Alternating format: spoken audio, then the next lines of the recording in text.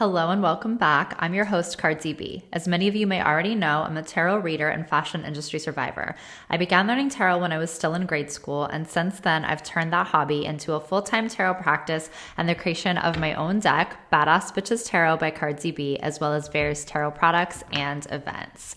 So this is the November episode of Ask Cardsy B. We have a lot of great questions that we're going to address as we get through this episode, but I wanted to start off just talking about the energies. We've had a really, really intense Scorpio season, which it always is, that period of transformation and celebrating the death rebirth card and that metamorphosis. But I think that a lot of us have come through some really challenging times. And if there were no direct challenges, things that have triggered us, all of my client readings, and I've been very, very busy, and I'm grateful for that and grateful for the connection and being able to help and offer some clarity. But I've seen so much just kind of pain and anxieties that are kind of coming to the surface. And I just want to say, if you have been in that, and even if, like me, it hasn't been something super major of, oh my gosh, I feel guilty that I'm even having this sadness or this grief or this anxiety, just know that this is part of that Scorpio shedding. When, I've used the analogy of the scorpion molting its shell over this past month. I've used the analogy of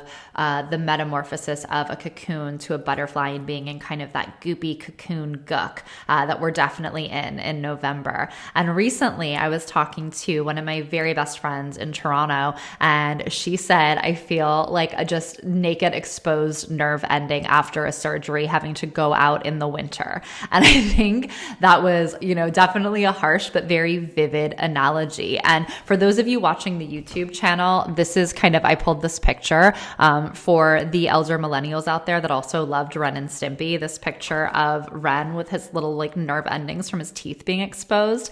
And I think of this right now. If you're feeling like this little sad, painful, exposed nerve ending, think about when you were a kid and you pulled your tooth, and yes, you were excited because if you subscribed to the tooth fairy belief system, you're going to get rewards for that. And you felt this, you're kind of growing up, you're getting rid of your baby teeth, and there was an excitement, but it was painful. And it took a while before those kind of nerve endings healed, and even longer before those new teeth that grew in. So be patient with yourself.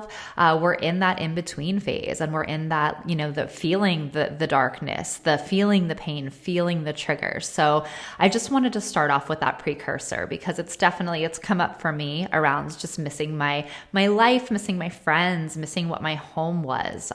So I know I'm feeling it in my own ways. I've seen it across all of my clients and very best friends the past couple of weeks. So we're in this together, and don't be afraid to let yourself feel it. Don't shame yourself for when you are sad, when you are in darkness. It's part of the healing. It's part of that exposed little nerve ending of Scorpio season.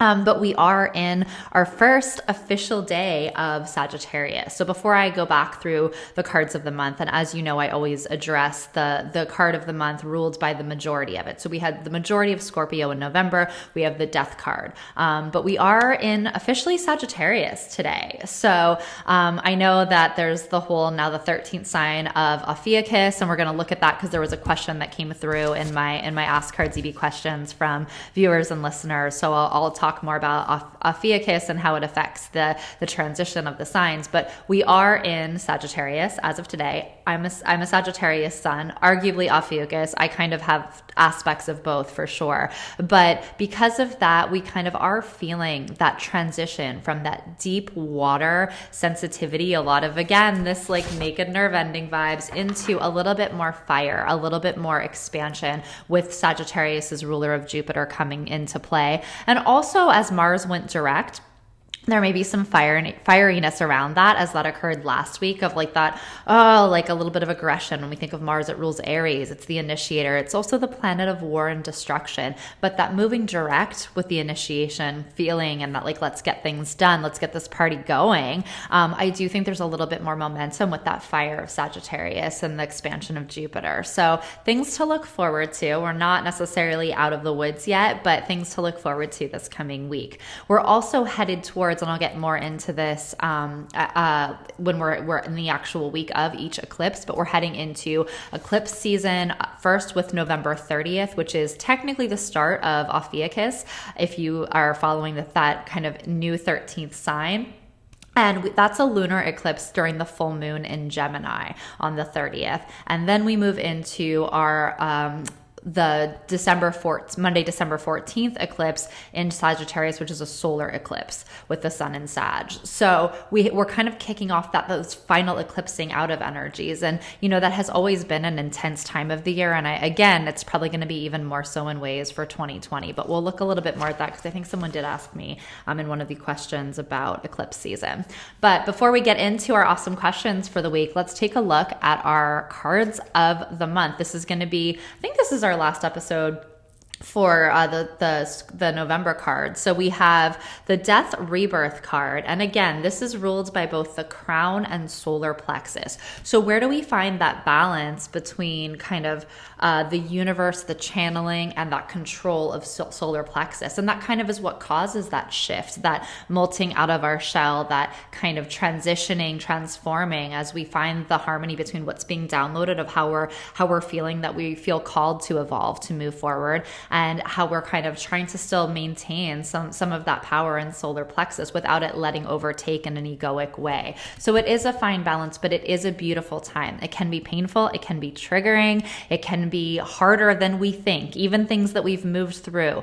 We always talk about how healing is not linear, it's spiralic. And a lot of us in this death rebirth energy are experiencing grief. We experience grief and death, whether that is an actual loss of a person or people you've lost in this time, the transition from a career that somewhat defined you, a relationship that may have defined you, or like me, I keep saying, New York City really defined me, and I miss it. I miss pre-COVID New York. I don't miss COVID New York at all, but I miss pre-COVID New York every single day. I had a really beautiful life. I had amazing friends, all of whom have left the city, but I had a really beautiful existence there, and I am mourning that. And I go through different stages of grief with that. So if you're in grief around one or many aspects of things that have occurred this year, that's part of the process. That's part of the healing.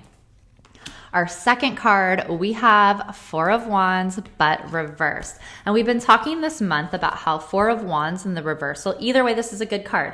It's a card of prosperity, of abundance, of success coming into us and contributing to our foundation. But the Four of Wands is a little bit more of our individual success in that. And this is kind of where, coupled with the Death Rebirth card for November, where can we really work on our individual healing? And this is going to be different. We're all going through different triggers, different grief processes around this, different stages of transformation, different stages of awakening and ascension. And when we really tap into our own and kind of filter out some of the outside noise where we can, these successes in Four of Wands reverse are going to be even more heightened and even greater to our authentic and aligned selves versus trying to compare that healing process, whether it's trying to catch up with somebody, whether it's trying to be in gratitude and joy when you need to be in sadness and grief. This is kind of, as we're true to that, it's going to allow that individualized success of Four of Wands to come into play even greater. So I do feel like, there's beauty in the breakdown, so to speak, because with this process, we still have like successes and wins coming in. And you may already be seeing this where, we're now ending out November. You may already have seen that you had work successes, things that you had been waiting on, and a little bit of that stagnant energy when Mars was retrograde and Mercury was retrograde the previous month, things paying off, coming through, opportunities at your door, showing that there are green lights. Even in this time that has been incredibly challenging in many ways, these green lights are coming in, and in a big way and I think will continue honestly well into Sagittarius season for many of us. All right, so let's take a look at our card of the week. Hold on one second.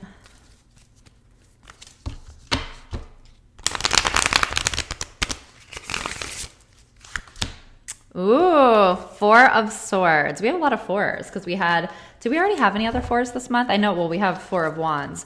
Fours are foundation, and let me find the four in the Smith Rider Waite for us. so I can show you the artwork side by side for those of you who are watching. Okay, so fours are, numerologically speaking, they're ruled by the Emperor. They are foundation cards. And when we look at this astrologically, Four of Wands is ruled by Jupiter in Libra. So it's kind of expansion through balance, expansion through, and we look at Libra as ruling the Justice card, balance and boundaries, expansion of Jupiter through balance and boundaries.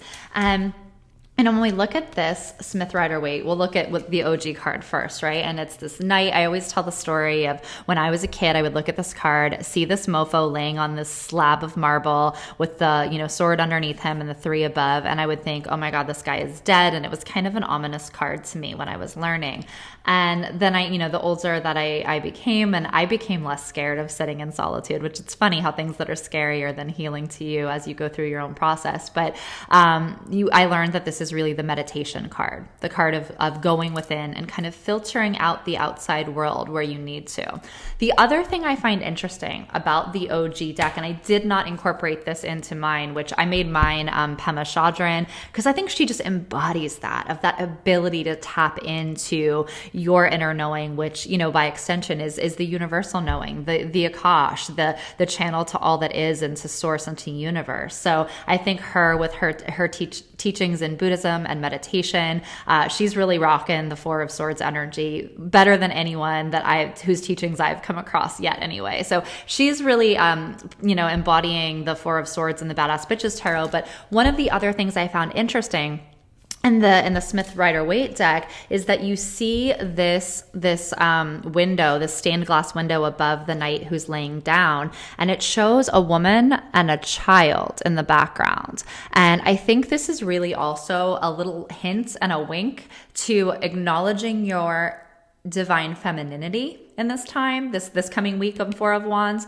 and your access to your inner child. Where can we bring that in? And when we think about the divine feminine, it's really, how can we receive? How can we nourish and care for ourselves and receive when we're so used to going, doing, achieving? I watch so many people working in the corporate world that have, after the first couple weeks, even like maybe longer, maybe months, when there was some empathy and like, oh, we don't know how long this is going to go. Take the time you need, reset. Now it's just like, how many Zoom calls can you cram in? How much can, now that there's no commute, you can be emailing around the clock. You can be taking Zoom calls until dinner, and then, you don't have to pick your kid up from school. So I think that we've lost a little bit of that nurturing to ourselves and honestly somewhat to each other, depending on what work we're doing and what environment we're in. Where can we really tap into that divine femininity and the inner child of what do we truly need? Like I always say, this is different for everyone. One of my favorites that you all know I talk about, I love to curl up in my pajamas with Lola and watch Ancient Aliens. That is something that like my inner nerdy child just freaking loves, and I find it very healing. I also love bubble baths, which is still very inner child like. Where can you nourish these parts of yourself this week in Four of Swords? The other thing about Four of Swords is it's kind of a card of holding space for yourself.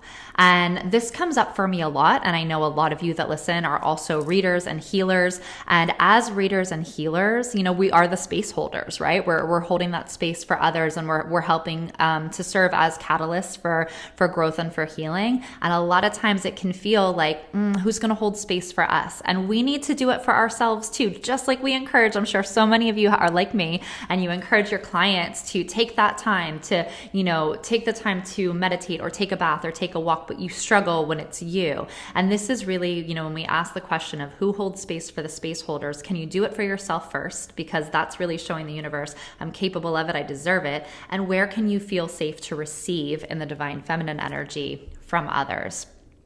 One of the things also in Four of Swords, I look at the boundaries. He's in this room. It's like a monk in silence, bringing back Pema Chodron. What are your boundaries? Is it to be in silence from the world to a degree? Are you going to turn your phone off at a certain time? Are you not going to answer emails after a certain time? I have had hard boundaries with friends that push me for readings when I've told them I don't, I don't do, same day, and I don't like to be asked for kind of on the fly readings. And I've had to really just put my boundaries up with, this doesn't feel good. It's giving me anxiety. It's making me feel very unsafe and unstable. Where are your boundaries this week in Four of Swords, and where do you need to uphold them? I'm going to also say the last kind of tip for Four of Swords is, where do you take in? Where do you recharge? Because this is also different for everybody. I'm someone who, this has been really challenging for me, the loss of New York City, and my life pre-COVID, because I recharge through, I'm a huge extrovert, through human connection. And I'm so grateful that I get to do this work for a living, and that I get so much beautiful and vulnerable and genuine, authentic human connection every day through readings. But I do miss, the in-person of that mystery of, am I going to meet my next best friend? Am I going to meet my next great love, my next business collaborator going out? And that's kind of been stripped away from my life for the unknown foreseeable future. And I had to ask myself, where did I recharge that didn't involve, because it's really easy to be like, well, this was the thing and I can't do it because it's, of the world we're now living in. And one of the things that I really, really recharge with is walking. And I think I've talked about this before. I'm a huge walking meditator. I do sit seated and guided meditations as well, but walking meditations are very, very healing for me. And I'm very grateful that I do have areas in this little community that I now live in with walking trails, and also this little main street. And that's the thing when I've been feeling really low the past couple of weeks of, I go out and I walk. I had actually an amazing reader, the Half-Ass Witch. If you don't follow TJ at the Half-Ass Witch, very talented. And she said to me the first time she ever did an energy reading for me, she was like, oh, you're really interesting. And I was like, why is that? There's many reasons I'm weird and interesting, and she said, you're a witch that receives your energy through your root chakra, like through your feet, and you give it out through your third eye. So it's kind of like through that walking, through that grid work and the connection to earth, and through my root chakra, I absorb the energy to refuel, to fill my cup up, to be able to give it back out through my third eye in readings. So where do you recharge? Where do you fill up your cup? And where can you, and I know there's many ways that we cannot, that we would love to, given the, the restrictions in the world right now, but where is it that you can still access that replenishment in Four of Swords this week? All right. So I'm now going to take a look at our questions. So the first question, I like this because it actually goes back to Four of Swords. So this is a good segue. I've noticed that you and many readers do not offer same day readings / have a period of time before readings are made available. Is this just out of popularity or energetic protection? At Beth McGrath 76. Thank you, Beth. This is a great question for both readers and for clients, actually. So for me, it's both. I am grateful to say I'm at a place in my practice and my career that I have a big following of repeat clientele, and in collaborations and things like just being on the That's So Retrograde podcast, which, thank you, Elizabeth and Stephanie. I got a lot of amazing new clients through that. So sometimes it's, I'm booked for a large span of time out, and that's just because, yes, it has been already scheduled with other clients. But also, when I say it's both for me, I do not do same day readings. I really don't like to. Number one, because I like to have a mindset. Like I sage my space, this tarot parlor that I have. I do a mini kind of prayer of calling in what's, helpful, healing, and empowering for each individual client before I start. But I start my chunk of the days that I'm reading and the periods that I'm reading with a longer, more intense meditation. So there are things that I do for my practice that intensify and allow the energies and my guides as well as yours to come through. The other thing, I really don't like having to read for people that are in very frantic energy. So I will say, as a client, if you're like, I need to know right now, it's the age-old adage of try to sleep on it. Because when you go to a reader, a healer, an intuitive with that energy, it's very hard for us, at least for me, I can't speak for everybody. For me, it's very hard for me to decipher through that frantic energy to get to your guides, to get to the outside energies that are trying to come through into the reading. And a lot of that intensified frantic energy comes across as like, tell me what I want to hear. And it's hard for me then to kind of get through that. So that's why it's a boundary for me. I know on the flip side, there are other readers, Phil Good, for example, he doesn't like to have any connection with his clients too far in advance. So he'll post and be like, hey, I'm doing readings in 10 minutes. And he puts the kind of protections spell intent to the universe of the right person is going to book with me right now. So he tends to get people that are kind of, on that level of just seeking deeper knowledge, soul purpose, where they're headed in their journey kind of thing through the way that he works, which I highly admire. And we all work differently. So as a reader, on the reader side of thing, to answer this is a long answer to your question. If you're coming from a reader standpoint, whatever feels aligned and safe for you and gives you the ability to have the most clarity in a session, do it that way. And, as a client, I would say if you can really try to give it 24 hours from that point of like, I need to know this information.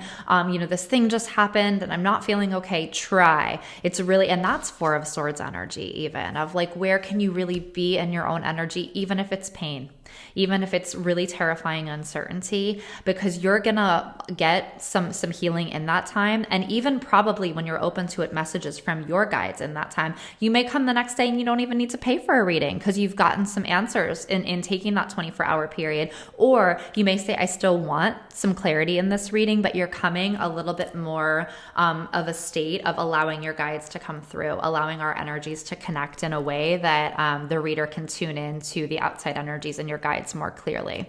So I hope that was helpful. Beth, thank you for that question. All right, question number 2. What do you know about the 13th sign, i.e. Ophiuchus, and what are your thoughts on those that are technically shifting to this astrological sign? J. Gillette Star 333. Okay, so Ophiuchus or Ophiuchus, I've heard it pronounced different ways, is the 13th sign that starts between November 23rd. And honestly, I've heard everything from ending on December 10th, which is my birthday, December 17th, December 18th. So anyone who knows the actual end date of Ophiuchus, please write it in. I've Googled this, I've researched it, and different, there's different articles quoting NASA. I haven't found NASA's one end all be all answer on this. So anyone who knows the frame of dates would be super helpful just for my own nerdy knowledge. But yeah, this is a great question. And a more kind of muggle-based individual recently said to me in question around Ophiuchus, well, don't they just make it all up? So they made up a 13th sign. What does that mean? And obviously from I'm very biased as an astrology and tarot witch here, but no, it's not all made up. These star constellations have been studied since the ancient Babylonians, right?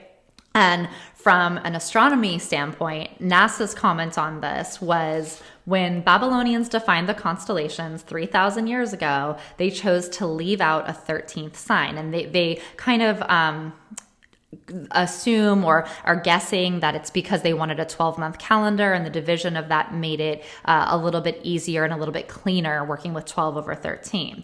NASA also noted that the zodiac signs are simply constellations that are in line with the Earth and the Sun as the planet follows its orbit. So Earth actually travels through all of those 13 signs, and yes, including Ophiuchus, right? But the Babylonians, for whatever reason, decided we're going to work with these 12. Okay. So I'm going to say, for what this is worth, like I always do, take whatever resonates with you here. I'm playing with both, honestly. I am in this little cluster that is technically Ophiuchus, and I've grown up as a Sagittarius, and I definitely feel like traits of both, the symbolism of both, the archetypes of both resonate with me. So from a metaphysical perspective, 13 is this really magical number, right? It's the 13th sign. 13 is divine femininity. There are 13 moons, relating to lunar energy. So women have 13 menstrual cycles. If you're on a quote unquote regular cycle, 28 times 13 is 365. It's also the number that it's funny. It's considered very intense frequency. Now, whether this is good or bad, this is kind of up in the air, because there is the lucky 13 of the lunar cycles. There's also 13 of Jesus Christ plus his 12 apostles equals 13. There were also 13 of them at the Last Supper. Is that considered a bad omen? There used to be this kind of old tradition of you don't have 13 people at a dinner party because the Last Supper was literally the Last Supper for JC. And then also we obviously have our card of the month. The Death card is the 13th in Major Arcana. Diana. And some people look at as death bad luck. I mean, we have this like in the traditional deck, this scary Skeletor dude, right? And people think like, oh my gosh, death. But I always say with the Death Rebirth card, Louise Hay in my deck, who's the best luck, the queen of modern day metaphysical healing. So there's two sides to this coin. It's definitely undoubtable that it's a powerful energy, 13, right? But it's kind of do with this what you will. 13 has been overtaken by black magic occultists for a long time. So we have that fear around, people that don't put a 13th floor in hotels and in high-rise buildings, the fear of Friday the 13th. But I look at this as like, if you think of a pen or a keyboard, very powerful, right? It's the whole cheesy, the pen is mightier than the sword. You can do so much with written information. It can heal, it can awaken, but it can also, as we're seeing in the mainstream media, I'm just going to put that in there, do a lot of damage. It can incite a lot of fear. So this is powerful, and it's if you use the power of the number 13 for good or for evil. There's a lot of power there. I want to use it for good. Of course, it's me. It's the annoying optimist.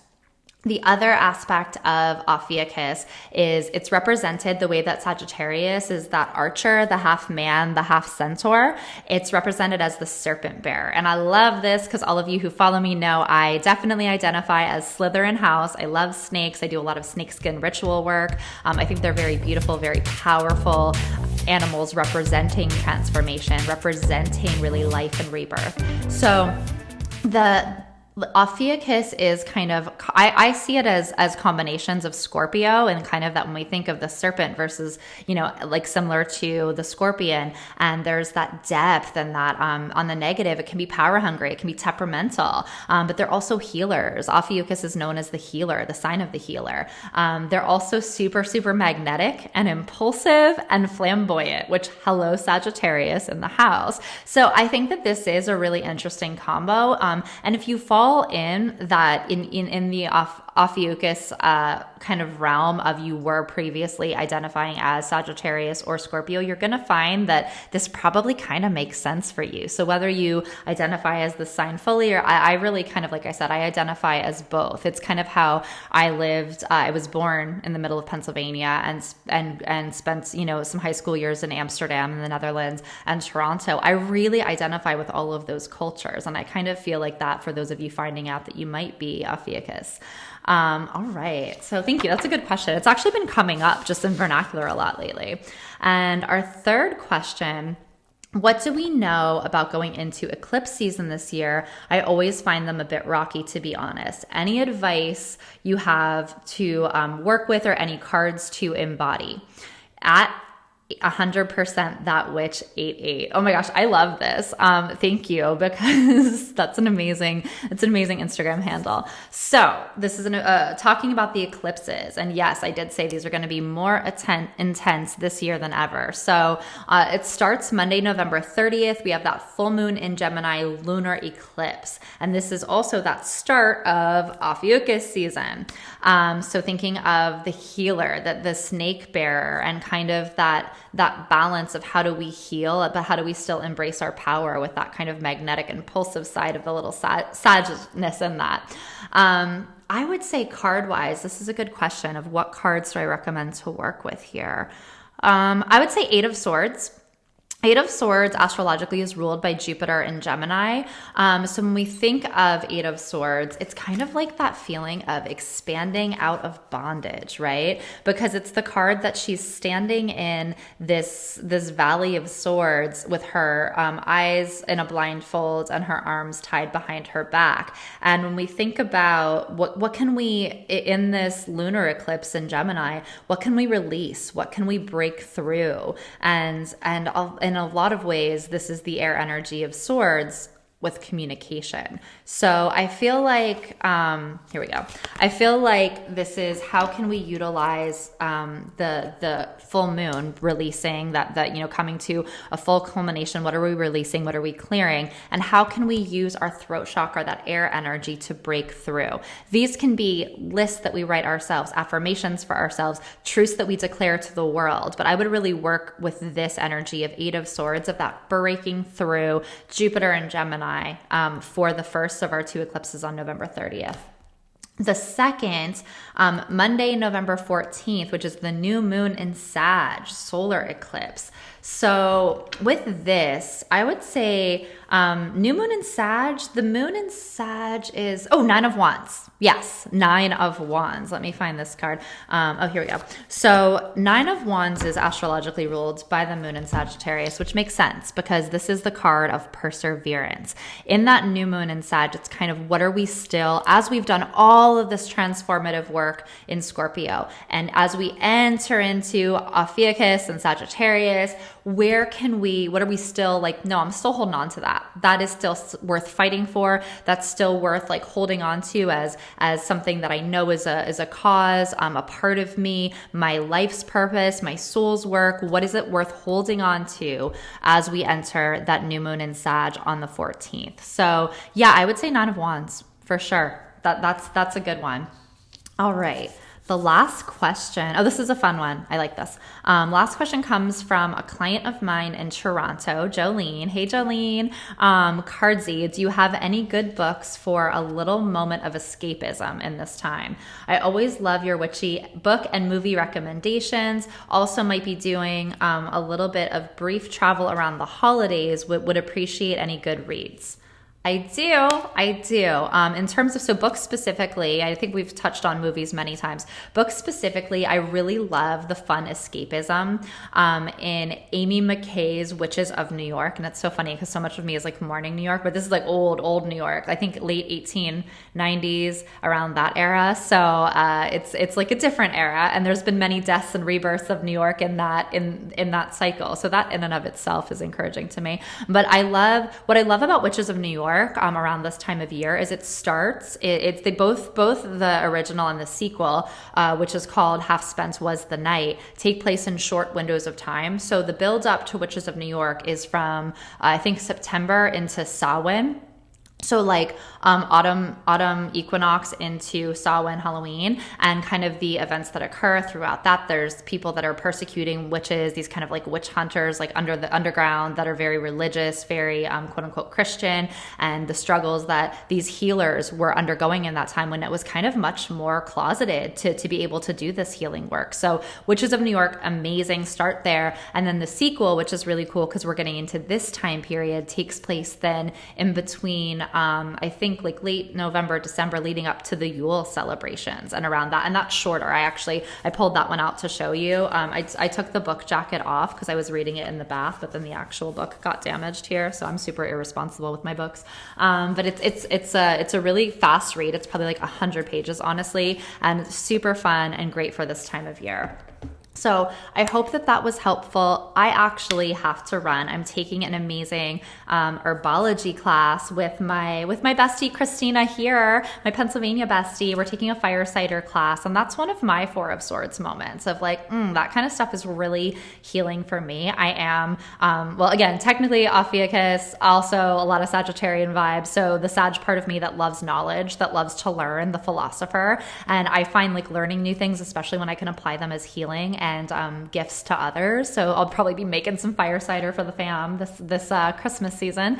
But I'm gonna go head to a class. I'm heading out. But thank you so much. I wasn't on Instagram Live. I got some notes and questions about that. I was slammed with readings, completely exhausted. Grateful again to be able to do this work, but was back to back, was not able to get a full half hour in to do my live. I will be on the live 7:30 Eastern this Monday. Great chance to get a live mini reading. Please tune in. Also doing some additional collaborations, a Sagittarius moon ceremony with Stephanie, and she is from Little Moon Mystic. She's been on the podcast twice. She's one of my best friends. We're going to be doing that. More information to follow as soon as we have dates around that. Also coming up with the Happy House charity, another collaboration with them, as well as Modern Sanctuary. And if you didn't check out the episode of my guest appearance on That's So Retrograde, check it out. It's amazing. It's the link I think is on my site. It was last week's episode, and it's all about tarot magic, which I know you all love. So thank you so much. Have an incredible week. Happy Thanksgiving to all of those of you in the US that are celebrating. I hope you have a beautiful one. And as always, stay magical AF.